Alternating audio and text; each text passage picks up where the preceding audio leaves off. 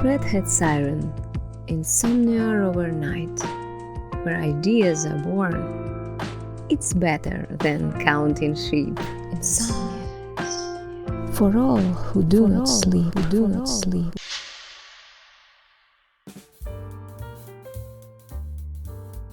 Were you aware that beneath the Earth's surface lies not just a lot of life, but an absurd crapload of it?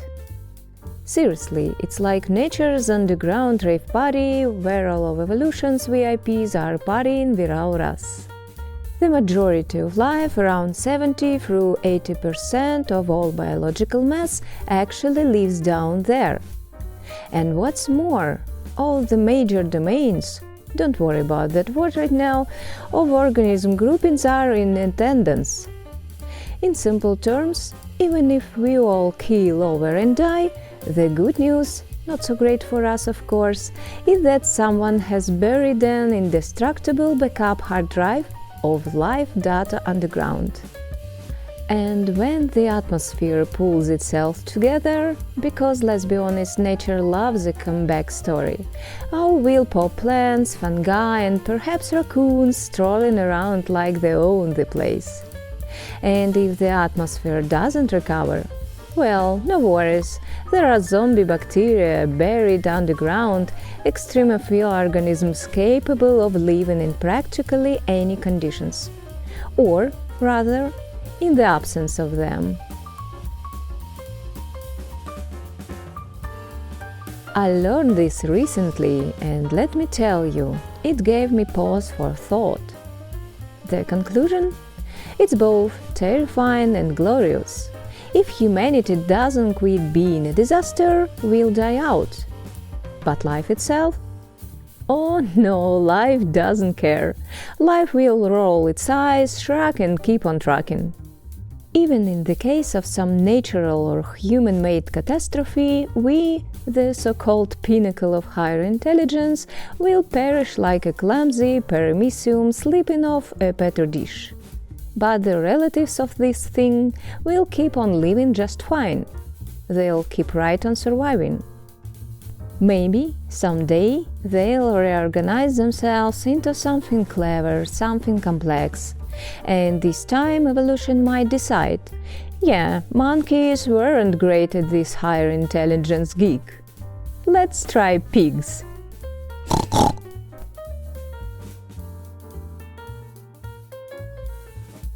Doesn't that sting a little? I don't know about you, but I feel personally offended on behalf of humanity.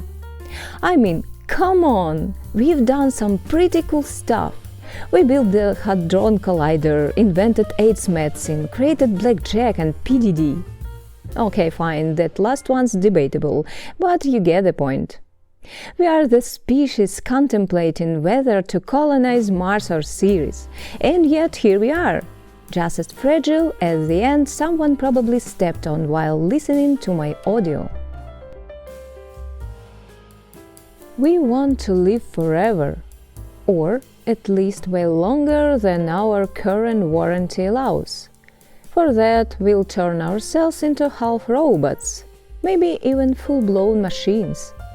We'll upload our brains onto shiny microchips and jet off to conquer planets faster than light travel be damned. I mean, if you can live for 200 years, why not take a vacation to Mars or Venus? Pick a planet to your liking, one with fewer people, and just go wild. Stroll over Mercury's rocky surface, float through Saturn's dense clouds, or dodge Venus's acid rain under a futuristic tent while strumming your guitar. Rrr. Romance.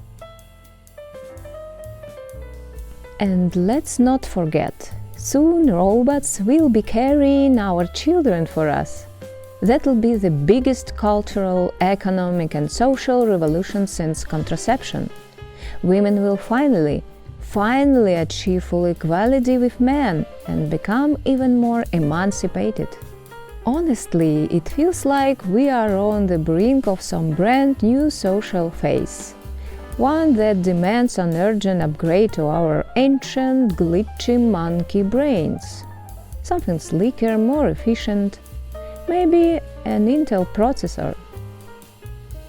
I don't know about you, but I've already imagined myself as a robot and I liked it. I once read an article called Pure Art, and the gist of it was this: as biological beings, we can never fully experience art or beauty. Our bodies always get in the way. You have to sneeze, scratch, or deal with a rumbling stomach because you skipped lunch. And if you ate something dodgy, forget it. You'll sprint from even the most breathtaking area straight to the opera house restroom. Which brings me to this. Imagine a world where we are robots. Pure art would become a reality. We could lose ourselves in music, gaze at paintings for hours, and no angry stomach would interrupt to demand attention. Our biological bodies would be gone, along with all their humans. Though, of course, new robot problems would pop up. I never thought I'd worry about rusting, but here we are.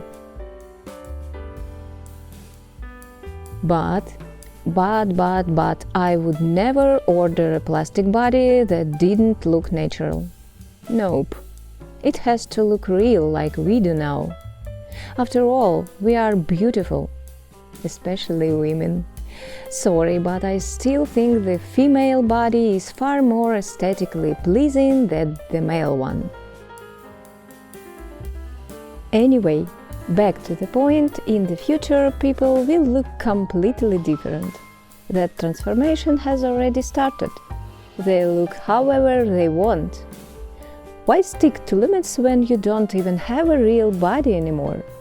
Experimenting with plastic and metal is a lot easier than tweaking biology. So, say hello to Mr. N.O. Good. He is not a human anymore. He is a Transformer. Because hey, he's been a Transformers fan since childhood. Why not become your own childhood hero? So why did I start this episode by saying that if not us, then others will survive? If not humanity, something else will step in, evolve, and maybe even surpass us. Then I veered into this possible human-robot future that, let's face it, has already begun. During our lifetime, no less. But here is the thing. I really want humans to be the ones reasonable walking this planet, not hyper-intelligent pigs, raccoons, or who knows what else. It would be such a colossal shame to squander this one chance, a chance given to us and humanity as a whole that is simply called life. And I believe in us. I believe we'll wise up, figure things out and win.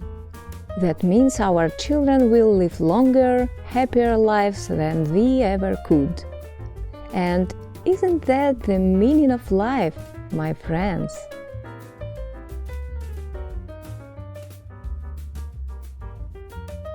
Hi everyone, I'm Red Hat Siren and I improve my English with my podcast.